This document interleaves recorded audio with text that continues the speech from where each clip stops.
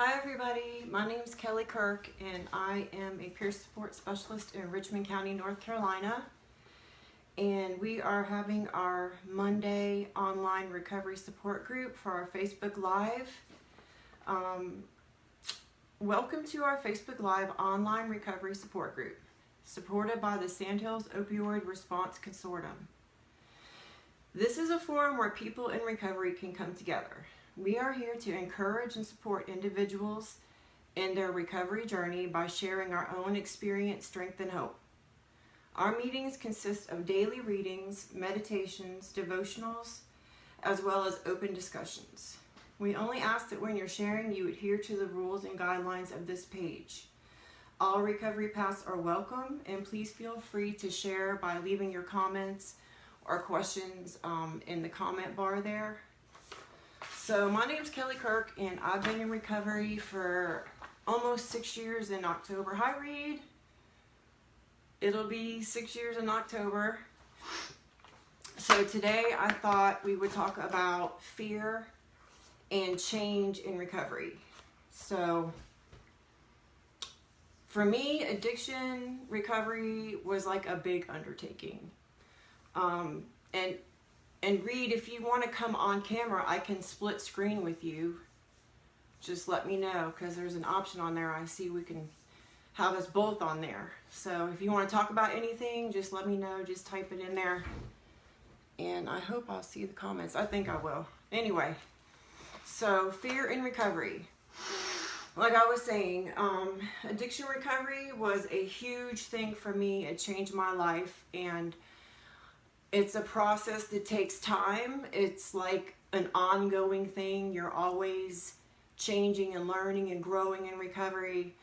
And so I think it's normal to feel fear in recovery, lots of it, and apprehension. And the important thing is to not let the fear keep you from moving forward in your recovery.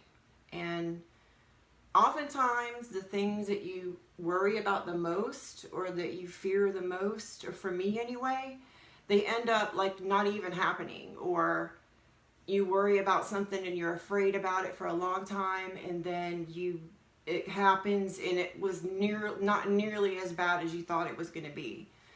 So a lot of times I feel like our fears are really unfounded, and we're just afraid because we don't know what's going to happen. And so it's like natural to be afraid, but I'm learning to fight that fear a lot and try to think through it and work through it and think about, why am I afraid and what am I really afraid of? So I did some research, and I have some guidelines I'm going to use to go by. So it says, here are some common things that people worry about in addiction recovery. Fear of failure, making a mistake, or relapsing. Everyone makes mistakes. And that's true. Everyone does make mistakes. If we didn't, we wouldn't be human. So I think if you give yourself permission to make mistakes, and just know that you're going to make mistakes, and don't be too hard on yourself when you make mistakes, I think that can set you up for problems if you think that you're never going to make mistakes, or you don't allow yourself to make mistakes and then kind of get over them quickly, because there's really no sense in focusing on, your mistakes. I mean, all you can do is really just move on, So like, don't be too hard on yourself. That's good advice. And as long as you keep trying and you keep pushing forward, you will succeed eventually. So fear of failure, I think that is a big fear in recovery, because you don't want to fail. You want to be successful in your new life, and you want to succeed. And, that fear is always there in the back of your mind. So it's like, if you can fight it and allow yourself to make mistakes, I think that's a good way to deal with it. The second one is fear of success. Overcoming addiction and not knowing what to do with yourself or how to react. Success can be scary to someone in recovery. We are so used to disappointments and letting people down, that it can be strange when we start doing good for a while. And that's true. You know, when you're in active addiction, you're not living your best life, to say the least. And fear of success is real because you want to do good, and, you know, when you start doing good, it's almost like, hey, you know, something's wrong here. Things are going too good, you know, and it can be strange. And so it's like a whole new world. And for me, I just try to take it one step at a time, you know, and I try to realize my successes, even if they're really small, and try to give myself credit when I can. And I think when you start living in recovery and you start to do good things and you can kind of see your success, that encourages you and you can build on that. But there is some fear of success because you're so used to disappointing people and, you know, disappointing yourself, that when you finally do succeed, it can be hard. Hi, Stephanie. Okay, so the next one was fear of being alone. It says, you probably cut ties to unhealthy relationships and may worry now that you are all on your own. There are support people out there just like you that are going through similar things. Reach out to local resources or look for Facebook groups or support groups. There are a ton of them out there. You just got to take the first step and reach out. So yeah, fear of being alone. And it is hard in the beginning in recovery because you do have to cut all those ties with unhealthy people. And sometimes for a lot of people, that's really all they have in their life is unhealthy people, because that's who you've surrounded yourself with, all the dealers and the people that can hook you up and other people that are using. And so when you cut all those people off, you are kind of alone, and it's pretty much up to you to build relationships that are going to be healthy for you, and make sure that you being around people that support you and encourage you and love you. And, you know, if you don't have that, then you are alone. So I think it's really important to seek out people and find people that you have that in common with, other people in recovery, because they understand what you're going through, and they can support you and you can support them, and it's like a mutual thing. And so you don't have to be alone, but I think being alone sometimes can be a good thing as long as you're comfortable with it. It can give you a chance to reflect on yourself and kind of really think about, like, who am I and what am I going to do now that I'm in recovery? Who do I want to be? Do I want to help people? Do I want to set goals for myself? Do I want to, like, repair relationships with family members that I've let down? Or do I want to go back to school? It gives you a chance to, like, really think about what you want to do in your recovery. So I think being alone a little bit is okay, as long as you're comfortable with it. Fear of the unknown. Worrying about what your life will be like without substance use, since that is all you have known for a while. Yeah, that can be scary. Yeah, I mean, fear of the unknown, because it's basically like you're having a whole new lease on life, and you have to figure out where you're going to take yourself now that you're not using anymore. And that can be scary, because for me anyway, I kind of lost sight of who I was. And it's like you've spent all your energy and time on getting your drug and making sure that you were going to be okay. And now all that's gone. It's like you have the whole day to just do normal stuff, quote unquote normal. And for me, I really had to keep myself busy because I wanted to stay out of my own head, because that's a dangerous place for me to be. So I think when you first start out in recovery, you do have to fill your time. You do have to find stuff to do. What I did was I made a big giant list of everything I wanted to get done and everything I needed to get done.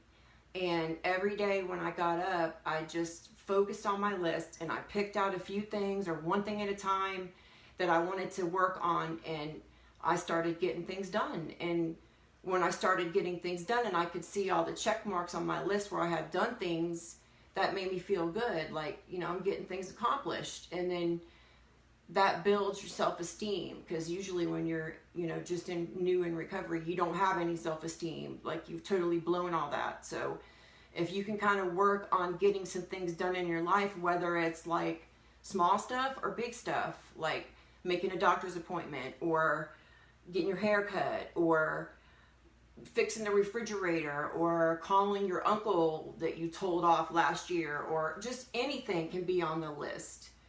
And if you start chipping away at the things that you need to get done or the things you need to set straight, you know, it can help you build up your self-esteem, and it can help you figure out what you want to do with yourself, because, you know, your days will just start to form into a routine. And, you know, you can also think about, what do you want to do with, do you want to go back to school? Do you want to get a job?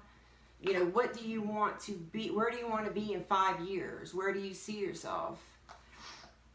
So there is a lot of unknown in recovery, I feel like.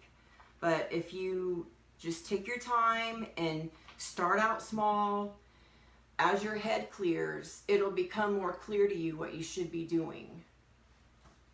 Okay, so the second thing I want to talk about was, oh wait, hold on.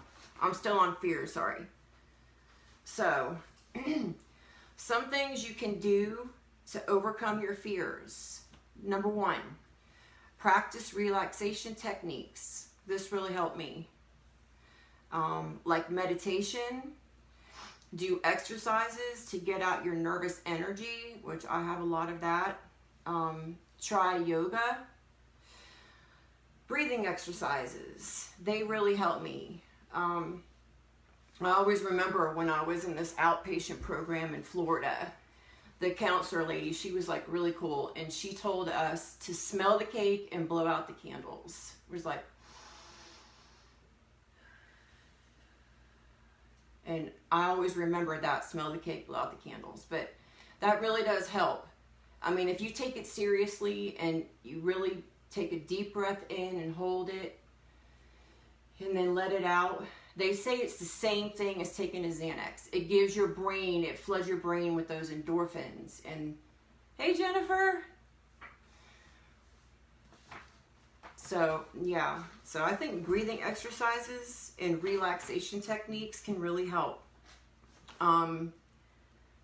Centering yourself, which I saw a webinar the other day where they suggested that to sit down and put your feet on the floor and close your eyes and feel your feet on the ground and feel your back against the chair. And that's a good way to ground yourself, to just like become aware that your feet are on the ground and that you're secure, and that's a good way to like find your center and get your mind off of what you're worried about. And I think that's a good tip. So the breathing, exercising, yoga, anything like that, centering yourself, calming your mind and your body, clearing your head. And another one is refocusing your thoughts. I'm glad you're here, Jennifer. I know you're going through some stuff, so I'm glad you're here. So another thing you can do to overcome your fear is change your environment. If you're feeling really afraid and you can't shake it, something that I'll do is I'll just step outside for a minute. Something about changing what you're looking at changes your mindset. It's like you can trick your mind into getting off that topic of fear, whatever you're afraid of. You step outside for a minute, you're looking at a new, something new, you're outside, you're taking in, what you're seeing and smelling and hearing, and it helps you get your mind off your fears. Think about something good on purpose. That's a good way to get your mind off of fears. It is true that your mind can only think one thought at a time. So if you, I am. If you are thinking about something good on purpose or something positive, then you cannot physically think about your fear at the same time. You can only focus on one thing at a time in your mind. So if you're really struggling with a fear, on purpose think about, you know what, I'm going to make something really good for dinner today, or something like that, and it'll get your mind off of it. Ask your higher power to give you peace and trust that he will. And that's something that really works for me, is God, and I know Jennifer feels the same way, that, if you trust in your higher power and you believe that he can give you peace and that he can heal you and he can calm you down, and you believe that, then that your faith releases it. It's like, if you don't have faith, then don't even bother. But if you really trust and believe that he's going to help you, that's when it allows it. That's when he can come in and give you peace and let you be in the rest of God. So another one is take life one day at a time. And this is a big thing for people in recovery. Just take it, and sometimes you got to maybe just take it 1 minute at a time. If you're really going through something, just don't think too far ahead. Don't be thinking about tomorrow or next week or how you're going to deal with this other giant mountain you have to face. Just take it 1 minute at a time. Get through this minute, and you can worry about the next minute when it comes. Reach out to support groups. Talking through your worries so that they're not just swirling around in your mind, making you more anxious or upset. Just putting them into words and saying them out loud can help. I think this is true. I think that when we worry about stuff and we're afraid about things, they just like swim in your mind, and it comes to the forefront of your mind, and then you get off of it, but then it comes back around. It won't leave you, and you can't stop thinking about it. But if you do talk to somebody about it, that helps. Or if you write it down, that really helps too. There's something about getting your thoughts on the paper and out of your head that can help you not only release the thought, but also kind of process it. Like, why am I thinking these things? And what is it that I'm really afraid of? Or, is what I'm afraid of realistic? So the other thing I want to talk about was change and recovery. Addiction recovery requires a complete life change. There are 4 main areas of change to make sure you maintain your recovery. The first one is you need to change your environment. You need to make a committed effort to not being in the same places and environments that you were in before. And I think this is pretty self-evident. You don't want to be around bars and clubs and drug houses and bad neighborhoods. And, if you worked at a job where people were using, you might want to get a different job. It's impossible. It's impossible to stay in recovery and be around people that are using. And so I think that's a really important change that has to come if you're serious about recovery. You've got to change who you're around, because when you're using, these may be the only people you know. So, but all these environments should absolutely be avoided. Like I was saying, maybe think about getting a new job. Maybe start a new chapter in your life. If you can, maybe look for another place to live, because I think that's a big problem here where I live, is there's a lot of bad neighborhoods, and a lot of the people that I work with live in this one particular part of town, and they tell me, like, I got to get out of here. I can't live here, you know, because all they got to do is step outside and there's like drugs everywhere. And I feel really bad for them. Like, I wish I had a solution. And I always tell them, you know, can you go stay with an aunt or an uncle that maybe lives in a neighboring city, even just for like 6 months, to get your recovery, your early recovery kind of established, because that's really hard to be living in a neighborhood where you're trying to better yourself, you're trying to start over and not be abusing substances anymore, and all you gotta do is step outside. All the dealers are calling you, all your drug friends are calling you, asking you if you have any, asking you, you know, where you can get some and all that. It's like, change your number. If you can, move away. And I know that's not something everybody can do. Go stay with a relative. Go to rehab. Go to a program, a long-term program somewhere where you can get with people who are going to support you and help you start out. And then if you have to come back to that neighborhood, at least you've had some time to get yourself started and established in recovery, and then you'll be able to face that a little easier than if you just never leave. Change who you spend your time with. When in recovery, you should surround yourself with people who support your recovery and people who have your back. That's really true. And like I was saying, a lot of times you're not really being around people who support your recovery, because when you're using, you're around the people that are also using, or the dealers, or your dope man, or whoever you're getting this stuff from. So changing who you spend time with is really important.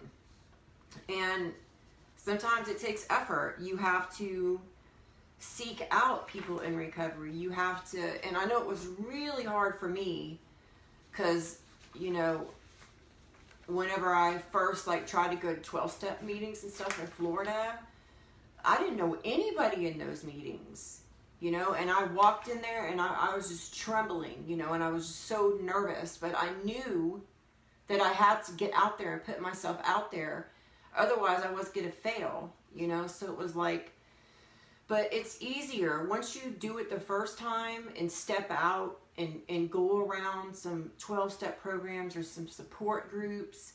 It gets easier, because especially when you realize that the people there are just like you, and they're struggling with the same things you're struggling with, and they want to support you. They want your support, and they want to support you. And if you can be around people that are at least doing as good as you are, if not better. They say to try to hang with people that are doing a little better than you are, so that you can come up to their level, rather than hanging around with people that are doing worse than you, because you already know they're going to bring you down to their level.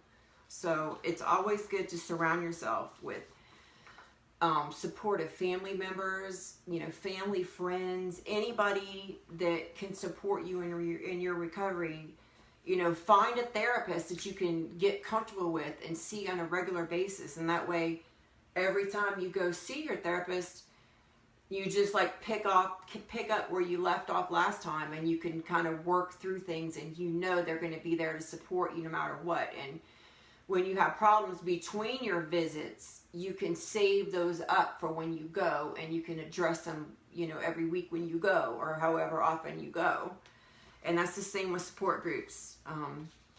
Even a psychologist is a good person to talk to. Because, I mean, those people have a big influence on us. The third one is make changes in your day-to-day life. This was really important to me. Ask yourself these questions, like, what are your responsibilities in life?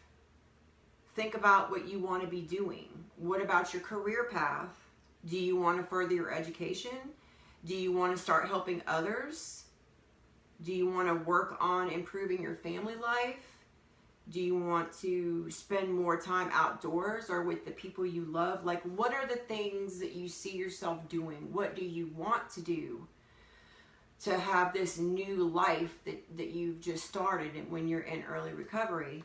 So asking yourself questions like that can help you figure out what direction you want to go. And then do things that are productive and useful and supportive of your recovery lifestyle.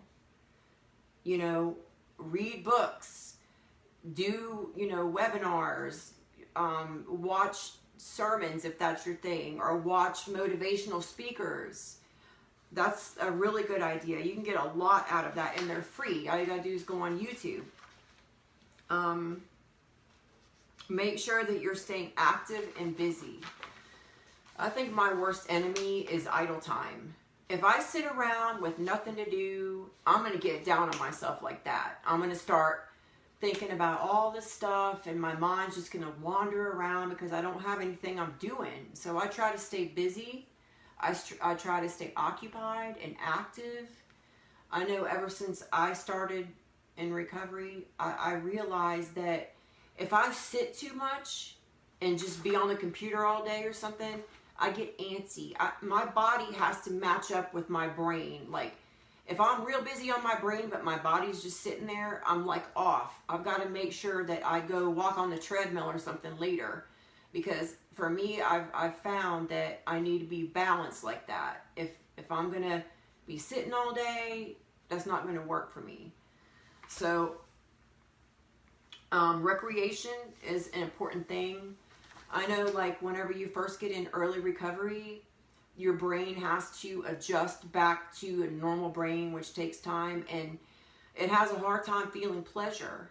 So I think that if you find little things you like to do, whether it's fishing or window shopping or being in the garden or like taking walks or scrapbooking or crafts, anything like that that's going to bring you pleasure, I think it's important that we treat ourselves to some fun. And that will help make up for, you know, not doing drugs, because drugs were fun for the most part, you know, and it gave us something to look forward to, even though it wasn't a good thing, but it was still occupying our time. So if we can find fun things or good things or productive things to replace those, it's not going to be as hard as if you're just sitting around wondering what to do. So, find out what you like to do and do it.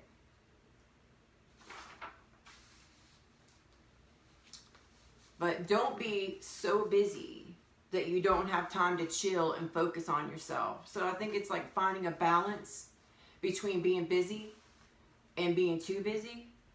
It's like, you got to make sure that, you know, if things get going too fast or you're taking on too much, take a second and make adjustments. Because you're always going to be making adjustments. Like, life's always coming at you with different things. So you got to, like, take away a little bit from here to make up for this. And it's like an evolving thing. Let's see. Pursue self-improvement. Spend some time thinking about what things about yourself you would like to change. Check in with yourself regularly. Stop and think about how things are going. Get spiritual. If you don't have a spiritual side, maybe it would be good for you to have one. What do you believe and why? Now that you're thinking clearly, you could put some thought into it and see where it takes you. Having a relationship with God or your higher power can be really fulfilling and bring you peace and help you keep things in perspective. I know for me, God is a huge part of my recovery. I would not be here if it wasn't for Him. I would probably be in prison for real. And I'm really grateful every single day that I have a good relationship with Him. I don't have to hide anything from Him now, even though I really wasn't hiding it from Him. I thought I was. I don't have to turn my back on Him because I'm ashamed. I can be open and I can talk to Him about everything, and I can ask Him to help me with things. I can ask Him to search me and show me what I need to change, and I can be honest with myself. And I've got to tell you, it feels really good to be in the place I'm at. I mean, it's awesome. And the last part is, like, read books, take courses, improve your life skills, communicate with people, get to know them, and all those things will help you grow in your recovery and as a person. And I think life skills is important too. Like a lot of times when you're in recovery, your credit's not so good, or you don't have a bank account, or you don't have, you know, you want to buy a house but you can't because your credit's messed up. And I think it's really important to clean up your credit, and it's not hard to do. If anybody's interested, just message me and I can give you some tips. But yeah, I mean, I think if you pursue self-improvement, make changes to your day-to-day life, change who you spend your time with, and changing your environment, those are great ideas for changes that should be made in recovery. And I think that is all I have for today. So thank you everybody that came on. I appreciate it. Talk to y'all later.